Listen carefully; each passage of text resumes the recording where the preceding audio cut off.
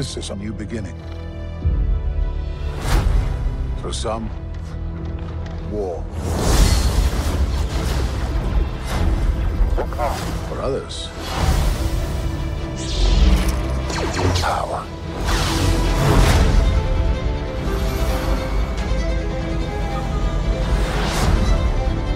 It's been a while. Things have changed. I started hearing whispers about Thrawn's return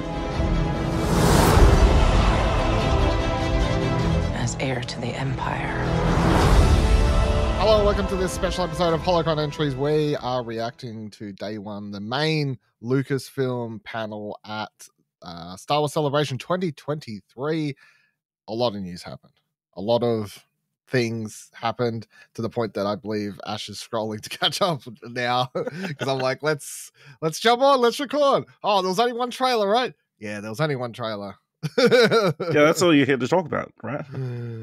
There was a look. I can't remember what we said on What Do You Want to Watch, like what we wanted, but I believe I got everything I wanted. So I don't remember what you said, but we're going to run through it in order though, because I've brought up an article from StarWarsNews.com. They were just posting they're doing the whole, just posting quick little one sentence, what's happening as it's happening sort of article things. So let's run through it and stop on the exciting stuff and talk about that a little bit more in depth. So started with Andor. Tony Gilroy came out alongside B2 Emo. And everyone got really excited about the droid. Andy Serkis came out and got the audience to all start yelling on program together, which was a good bit. Gilroy talked a little bit about season 2. Diego Luna came out, thanked the fans, cast crew. Andor is set currently for a mid sort of probably around that August 2024 is the time frame currently, but they've shot about half the series, I think is what they said, and they showed some footage to the crowd, but the trailer has not been released. So Andor still a little bit over a year away, unfortunately. But I don't think anyone was expecting to get Andor this year, right? You weren't expecting Andor this year, were you? No, absolutely not. No, we only just had it. So we then got Acolyte. Leslie Headland came out to talk about the series as the showrunner, and then they talked a little bit more about that and said 4 episodes of the series have been completed. Kathleen Kennedy said she's loving it and how it's come out. The pitch for the Acolyte is Frozen meets Kill Bill. What does that mean? What does that mean? I mean, it brings a whole new meaning to the phrase "let it go." Let it go. Let it go by murdering a Kill Bill. Murder Mule. It's the only way to let it go. Yeah.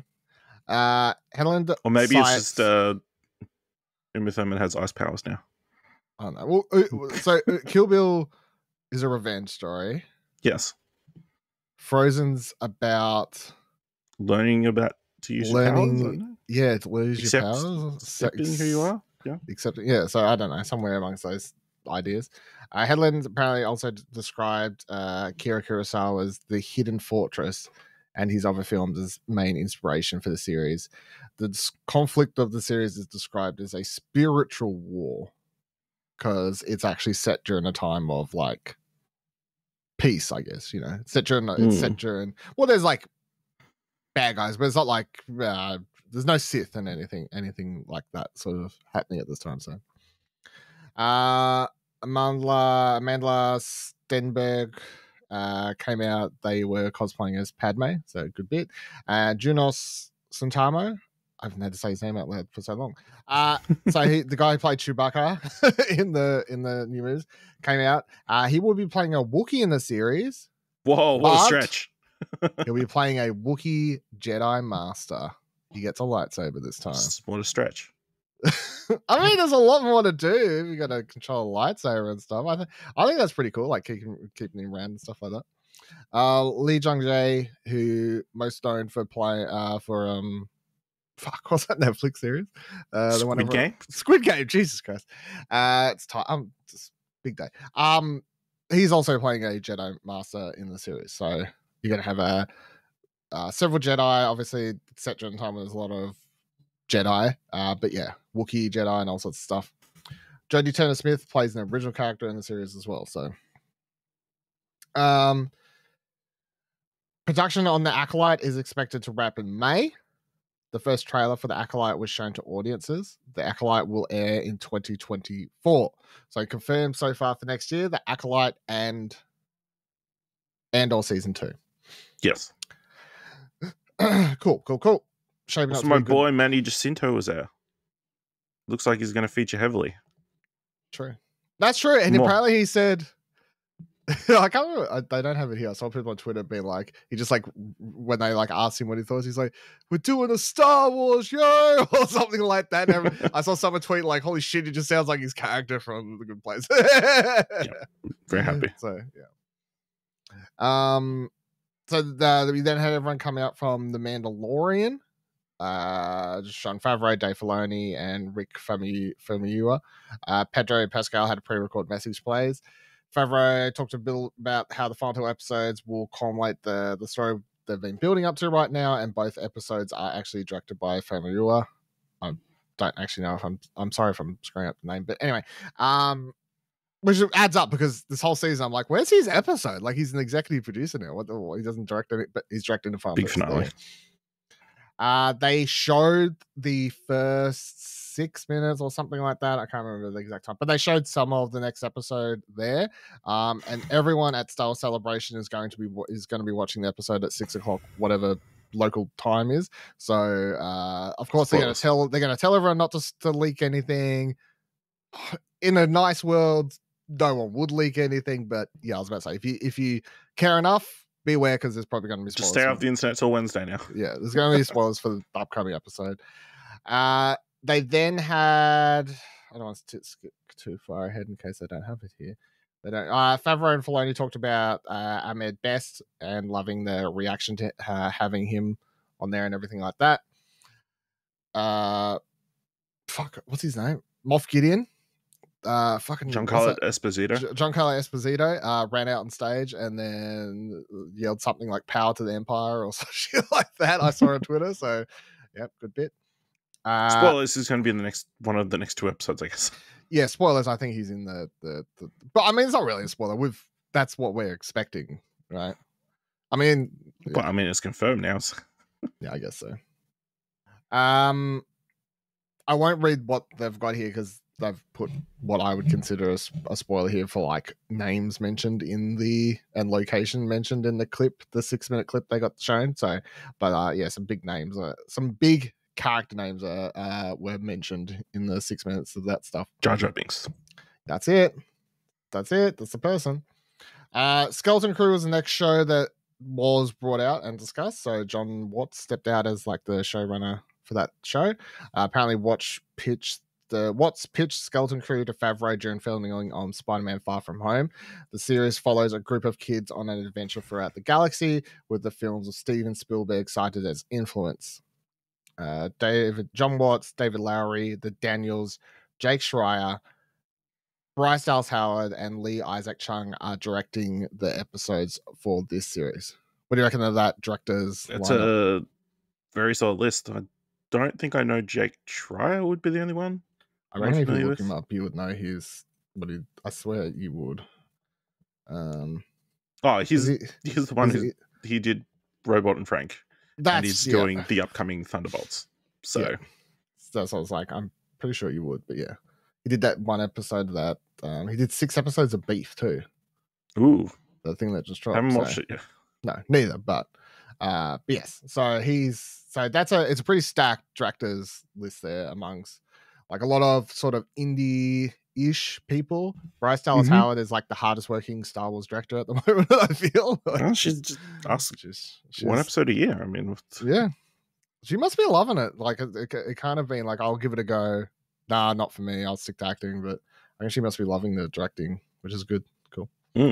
Jude Law walked out on stage with most of the cast. Law portrays a Jedi, and one of the kids in the show will be an alien, they confirmed. So it's not an all human cast. No more racism to aliens, like not all this completely human propaganda. Yeah, get this bullshit out of here. They then showed a behind the scenes look at the Skeleton Crew that hasn't been up. Most of this stuff isn't uploaded online. The couple key things we will talk about the one thing, but I'll get to it. But yes, they had a behind the scenes video play alongside a first trailer was shown for it. Vane, a character introduced in The Mandalorian season 3, appears in the show. Who? Yep. Let's Google it. Vane because I can't remember this person at all. Mandalorian. Oh, it's the pirate. Oh. Right, okay. Yeah, the pirate who gets away at the end. Cool. Remember the shootout they just had with the Mandalorian. Remember the pirate in the first episode, and then you got the pirate in the ship. Remember the one dude who got away? Yeah. Yeah, he's in the show. So it's set at the same time as The Mandalorian, or is it a prequel? Or oh no, they didn't go that far. It's probably after. It's around that time period, obviously. Yes. It's not like it's post Return of the Jedi. Yeah. So it must be post Return of the Jedi or something like that, yeah. Mm-hmm. Skeleton Crew will be releasing at some point later this year. So look forward to that one. Ahsoka then took the stage. So Kathleen Kennedy probably skipped this one, right? Kathleen Kennedy praised Filoni's directorial work on Ahsoka. Favreau also praised Filoni and notes that he's able to seamlessly adapt the ideas of others into his story while keeping in line with George Lucas's vision. Rosario Dawson came out and talked about how, like, someone asked, "Oh, what's the story?" And she's like, "Oh, I think we're looking for someone in particular. I don't know who though." Like, it's all being played very coy. They showed Natasha Liu Bordeaux up on screen as Sabine Wren, and then they revealed that Mary Elizabeth Winstead is playing Harrison Dula in the series. So at this point, it is basically Star Wars Rebels season 6. Like, it is just literally becoming that. They then dropped a teaser trailer, and this one is the only one that was released online. So I win today. Out of all the trailers that could actually get released, it isn't a Ahsoka one. So Ahsoka is coming out in August as well, so it's not that far away. That's probably why the trailer was released. I don't know. Obviously, I don't know. You give me your thoughts, because I feel like I'm just going to... come on. I loved it, obviously. What am I saying? Yeah, it looks like bullshit, look like Star Wars. Look, there's some, it looks good. It's exactly kind of what we expected. You got the tease of Thrawn in there, and you've got Cara and Sabine. Although Sabine looks very different than in this stock image or the photo they put I don't up. know. With the image, short haircut. The short haircut, or like hair's tied up. I don't know, but yeah, it's a bit weird. But in the trailer, she's got like a usual color, really long, hair and really stuff. Yeah, colored hair. Yeah, I will disagree and say that I don't think this is everything I expected it to be, because there's fucking like Sith lightsabers and shit in this, which I did not expect at all. Like, that's wild. There's also a point here. I can't remember the fucking character's name. I don't know. I won't be able to find it fast enough. The robot at the end is the robot that is a character, a known character. Fuck. No, it's gonna kill me. I'm not gonna be able to find it fast enough. But he's like the robot that trains all the younglings and stuff like that. So I'm like, why the fuck is Ahsoka talking to him? How did she find him? What the fuck's going on there? Also, at some point in this, she's in the world between worlds at around 1:07 in this, when she's fighting old mate with the like really sort of broadswordy lightsaber, holding it like a proper knight sort of thing going on. There. That's the world between worlds. Now, not to go deep, but world between worlds is one of the most insane concepts that Filoni's created for Star Wars. And it was this part where Ezra goes into it in Rebels and literally sort of time travels in order to save Ahsoka from death, and then brings her back through it. So we're seeing that in live action somehow. That's a thing that's happening. So that's very, very, very weird. There's another character in here, the blonde girl. I don't know what the fuck's her story. We see a back shot of Thrawn. You see Mon Mothma. Yep. Like, let's not skip over. There's a lot of stuff in this for the teaser trailer. There's a lot going on. I would say, if I had to guess, I think it's going to do, like, it's not going to be like Hera. It's not going to be like all three characters teamed up for the whole season doing things. I reckon we're going to have like crossing backwards and forwards story elements between things. So like Sabine and Ahsoka are looking for Ezra after hearing these rumors about Thrawn coming back to be the leader of the Empire. Like, she calls him the heir to the Empire in the trailer, which is really scary. And then I reckon we're going to be crossing across to Hera, who's trying to convince the New Republic of the potential impending danger, and she's having to deal with what we now consistently see in Star Wars media is the dumb fuckery of the New Republic, who just are like, we won, everything's fine. First Order, pfft, nothing. It's gathering of evil elements in the outer regions of the galaxy, never, couldn't happen. Not us. So yeah, lots of really, really cool things in this. I went from being very strict on I was like, I'm not going to get excited about this series. I refuse, because Mandalorian is like average at the moment. Like, I enjoy watching it, but it's not like I can't say it's a good show. Like, that's where I'm at with the Mandalorian. How do you feel? How are your current thoughts on the Mandalorian watching? Would yours be? How would you? I mean, it's enjoyable to watch each week, but it's not like. Yeah. That's what I'm saying. It's that's not where like I'm at. peak TV, you know what I mean? Yeah. So that's where I'm at. Like, I look forward to watching it. It's Star Wars. It's a universe I love, but I'm not like, this is well written or exciting. Like, it's especially coming off Andor. So I was sort of trying not to get so excited about Ahsoka, but after watching the trailer, I'm all in. Like, I can't. It's Rebels. I mean, before the trailer even dropped, the second I saw someone on, like, I was just sitting here glued, because they're not live streaming any of these panels. So I'm sitting here just like watching my Twitter feed, like, refresh. What's happening now? Someone tell me what's happening. What's happening in the room? Someone please tell me. But when I saw someone post like a picture of Hera, Mary Elizabeth playing Hera, I was like, I'm in. That's it. It's Rebels. I don't care. I'm done. I'm in. It's just fucking Rebels now. You're right. Part of you didn't die that it wasn't voiced by the same person. No, it's fine. It's fine. You just used to it at this point. At this stage, it's not a, like, I think I'm past that. I didn't even realize it was Mary Elizabeth Winstead. I think that's because she's green. Well, no, my mind completely forgot she'd been cast as Hera, so I didn't recognize her at all. It's very cool. So I don't know, anything else on Ahsoka? I mean, I could babble. Yeah, let's just keep babbling on then. I'm very, very keen. I can't wait to get. I'm definitely going to be diving into. All right, motherfuckers need to start. I need to start reading some deep theories on some stuff happening in this trailer. World between worlds stuff. Old mate at the end. Who the fuck?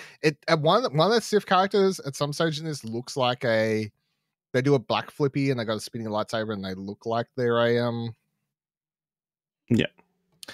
Oh. So they're saying Chopper's in this trailer, and yeah, Chopper's Ezra's in the trailer. also in this trailer. Where the fuck's Ezra? He's the little hologram dude in like a white and orange suit thing. Oh yeah, that would add up. I missed that. I blinked and missed it, but that would add up. Yeah. Chopper's in the trailer, easy. There's a shot where they show like Hera's flying the ship and that cuts to Chopper on the top going rup, rup, rup, rup, doing his whole chopper thing, which is great. So blinked and missed the Ezra bit though, but it makes me wonder like how far into the series we get Ezra. Like, is it going to be a whole teased it out? They only find him in like the last episode. That'd be weird. I feel like you just get to it. Like, find him. He finds him first episode. Yeah, fuck it. Find him first episode. It's like, oh, guys, you never know where I was. Well, it's like, what do you want to make the story? Do you want to make the story about finding Ezra, or is the story about stopping Thrawn? Like, what's the... You know what I mean? Like, what do you want to spend most of your time doing? Are you surprised Zeb wasn't in the trailer? Seeing as he's had an appearance in the... so recently? No. I don't know. I assume he'll be in it. Like, if you've got the rest of the cast of Rebels, why the fuck isn't Zeb going to be in this? Like, it'd be weird if he wasn't. He's like, nah, fucking, I'm out. I'm not part of you. I hate you now. They're like, behind the scenes, Hera and Zeb had a falling out. They no longer talk. What my biggest question is, where's the baby? Hera has a child. Where's the child? Who's looking after the baby? These are the questions I need to know. You know, little baby Kanan. Where's that baby at? That's the real heir to the Jedi throne there. So the droid you're talking about is Hu Yang. Thank you. Hu? Yeah, you got a little synopsis about that character there or something? I don't know. He was a Mark IV architect droid professor based aboard the Jedi vessel Crucible for 1,000 generations. Taught Jedi younglings, including Grandmaster Yoda and Jedi Master Mace Windu, how to construct their lightsabers following the gathering. There you go, see? So how the fuck did Ahsoka find that dude? See? It's not a random robot. It's a very, like, important robot. That's what I mean. There's a lot happening in this trailer. Mm. For the uninitiated, you're just like, oh, it's a droid. I'm like, why the fuck's this dude here? What are you doing? Sort of thing. So, I don't know. Exciting stuff. All right, I'll move on before I just would talk about Ahsoka, the whole thing. There was more things that happened. So Lucasfilm began discussing their film plans. So the second I saw someone tweet, I can't remember who I saw it, because obviously everyone in the room is just tweeting at the same time, and I follow a lot of Star Wars people, but they're all like, straight away I saw several quotes for Kathleen Kennedy. Let's talk about the movies. I'm like, oh. Just say you're doing them. Just see, I was like, she's just like, Kathleen's like, still no plans. We're not doing them. Like, you motherfucker. So they began by they brought up a timeline on the screen that showcased like the starting point was the Old Republic, went to the High Republic, the Fall of Jedi, Reign of the Empire, Age of Rebellion, through to a New Republic and Rise of First Order. They then revealed that Dave Filoni will be directing a film serving as the culmination of the events of all the shows tied to The Mandalorian. So this is going to be one of the films. They then revealed that James Mangold will be directing a new film set in the new era, which they added to the timeline before the Old Republic, called Dawn of the Jedi, the very distant past of the Star Wars universe. The project is described as a biblical epic that will explore the origins of the very first Jedi. So that's insane. Yeah, that's interesting. What do you make of that? The very first Jedi. Not Old Republic Jedi at their high, way before that. The first Jedi ever. That seems like you have to be a brave man. I mean, it's interesting, but yeah, I mean, it's a brave choice, like, to finally define how the Jedi Order originated. You know, it's a brave choice to, like, color that into the fabric of the universe. You know, but yeah, obviously James Mangold must have done a good job on Indiana Jones. So, like, yeah, do this. There's always been talks about him doing Star Wars, though. Yeah. It's obviously Boba Fett. He was meant to do a Boba Fett film. He was meant to do Boba Fett when they originally did the thing, and then it fell apart. And then they made Book of Boba Fett instead, so. Yeah, and he was like, thank fuck that wasn't me. Dodged a bullet. Dodged a blaster. He did not shoot first.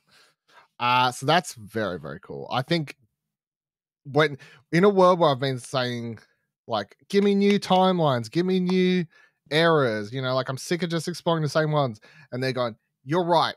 How about 1 million years ago or whatever it is I said? I'm like, yeah, all right. I can't complain. Sort of. As long as there's no sand and that we don't go to Tatooine. Fucking imagine if we went to Tatooine. It's like, just turns out the Jedi is originated on Tatooine. Fucking Tatooine. Oh, yeah, Jesus Christ. But it was like a nice planet, and then the events of the first Jedi caused it to be a sand planet. Yeah. How do you feel about this Dave Filoni thing when it's saying it's a culmination of the Mandalorian universe? Do you think this means, like, if they're describing it as a culmination, is this it? Are they ending all the shows with this movie? Maybe. I don't know, because obviously there's that talk about them doing a series that was meant to be a crossover between all the different things he's doing, so maybe they're pulling that together to make it a movie. I don't know. It's like, you know, maybe that's the best way to get everybody paid for such a big project, rather than just, are they planning to release this as a feature film, or is it going to be a movie they release on Disney Plus? It seems weird that they would. The way they've been talking about everything here, this is all cinema. All cinema, yeah. So, yeah, that would be such a weird. Well, it's not unheard of that a TV show would get a feature film kind of thing, but not recently that I can think of. No. That it goes that way. You know, I think like it's because it's Star Wars. You try like it sounds weird. It's like, oh, it's a TV show wrap up and a movie. But in a world when you've got all these like Marvel series and Marvel characters that are introduced, and then there's movies, and like it's no different than that, really. No, yeah. When you, I think about the fact, the Marvels, right? Where was that character introduced? That's true. TV show. But you know, if it's interesting, they're like, this is the conclusion to this story that we've been following for the last 5 years or whatever. Yeah, roughly. We need you to pay money to go see it, rather than your monthly subscription or whatever. Yeah. Well, I mean, I reckon it would have a very short cinema runtime, because probably unless it's making a bunch of money. But yeah, they'll run it until it starts dropping off, and then they'll put it on Disney Plus like 2 weeks later. Yeah. So yes and no, that you would have to pay for it. And the final thing they revealed, which I couldn't have predicted, even if you'd made me predict 100 things, I don't think I could have. But Daisy Ridley came out on stage. She will be returning as Rey fucking Palpatine. Rey.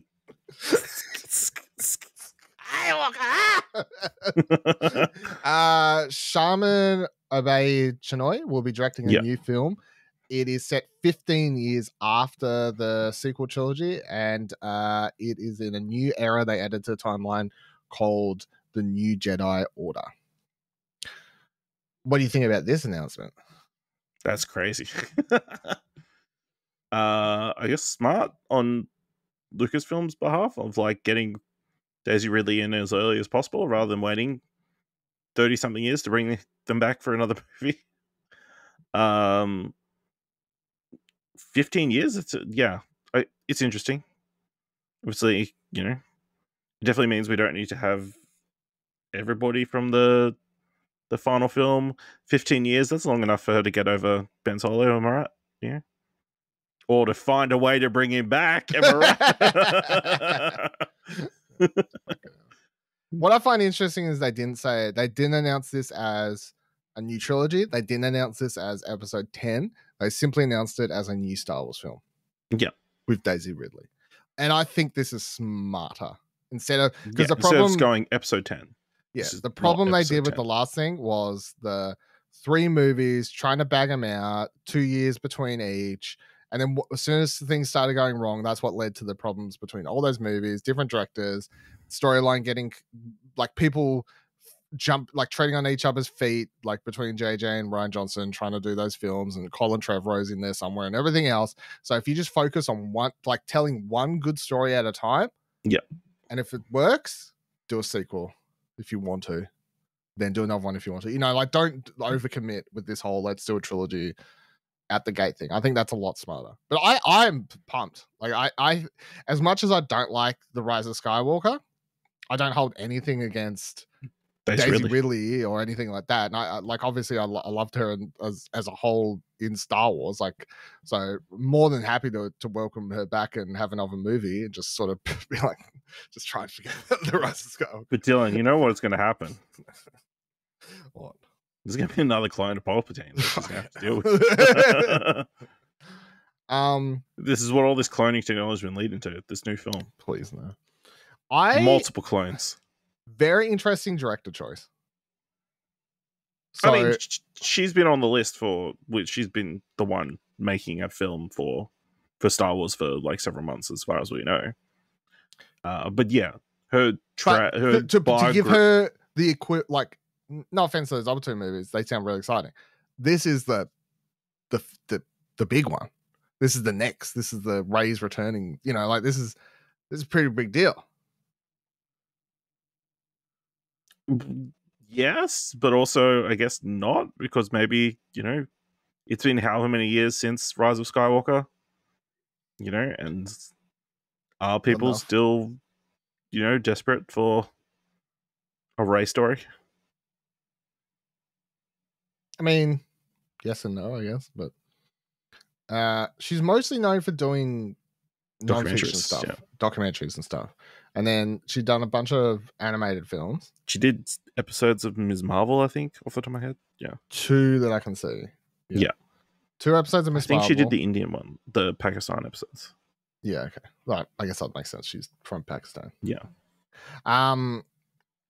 Yeah, real exciting. Having Ray come having yeah, whatever. Having Ray come out on stage, be there for the announcement and everything like that, I think was very cool as well. It wasn't just a announcement and forget about it. Like, she's not excited about it. She looks happy to be there. Like, it helps when the people are there to do it and stuff like that. So yeah, crazy. They I think this is very, if we're in a world where I wanted at least one film, they gave no release dates ideas for these sorts of things, so that's the only thing. But in a world where we keep hearing about people falling apart in movies and stuff like that, these sound like 3 solid movies, and they're so different apart. You've got a James Mangold movie that is further back than anything ever before all the way over here. Yes. You then have a Dave Filoni movie that is set sort of in the period that we've been following. In the period that we've mostly been watching with all these shows. And then you've got to have a new movie setting 15 years apart, like down the road of and introducing a new era and starting up a new period in the Star Wars universe. So it's like literally, here, and here. They're sort of, none of them are close together. Interesting. It's going to be interesting to see like the general mainstream audience's reaction. It's like, what? We're going to have this film like set like 1 billion years ago. What? And then the next movie that's going to come out is one that's set after the events of everything we've seen so far. And then there's one that's got the Mandalorian and Ahsoka and Luke Skywalker in it. It's going to be weird. That's a crazy thought. That movie probably will have Luke Skywalker in it. Yeah, probably. Now that you've said that, it probably will. It'll probably end with Grogu talking. Says, "I'm back, bitch side." Somehow Palpatine has returned. It turns out the consciousness of Mace Windu has been implied into it. It's like, this motherfucker, you get off my motherfucking spaceship. Moff motherfucking Gideon. Killed this cunt 10 times already. Yeah, that's all the Star Wars stuff. Was really exciting. I will touch on quickly. I don't know if you watched it, but they put out a new trailer for Indiana Jones and Dial Destiny. It was very, very cool. Okay, so I have to watch that after as well. So yeah, very. It was a proper like it wasn't the last one they put out was like very like moody, teasy trailer. This one actually obviously tells you the story, plot. Like introduces, like what's going on. Literally, Mads Mikkelsen's bad guys like has a line sometime in the trailer where he's like, "I'm gonna finish what Hitler started," or something like that. Like typical Nazi Hitler bad guy. Very Indiana Jones villain, man! If only anyone had not said that recently.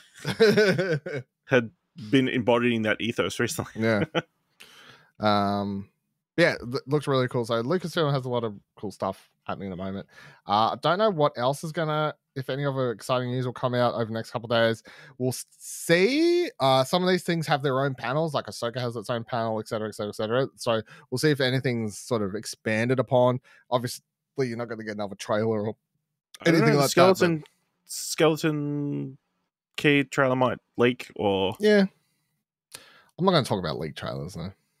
I'm not going to come on here to record about leaks. I probably won't watch a leak, to be honest. I don't remember the last time I actually did. Okay. I'm very I see them pop up on Twitter and I go, nah. Okay. Nah.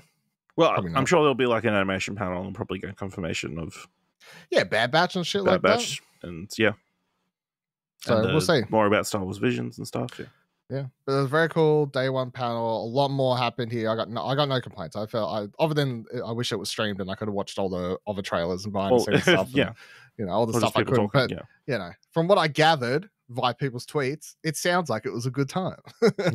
I was glad to have been there via the tweets. Live vicariously through the tweets. Cool. Thank you very much for checking out this episode of Holocron Entries, of course. Stay tuned. We'll have maybe some more pods on Star Wars Celebration, which we'll see. Either way, we'll have an episode up discussing the Mandalorians. Our Mandalorian show will be up on Wednesday. When that episode drops, when you've had the whole episode spoiled because they're going to watch it tonight. Anyway, hope you enjoy Star Wars Celebration, and we'll see you in the next one.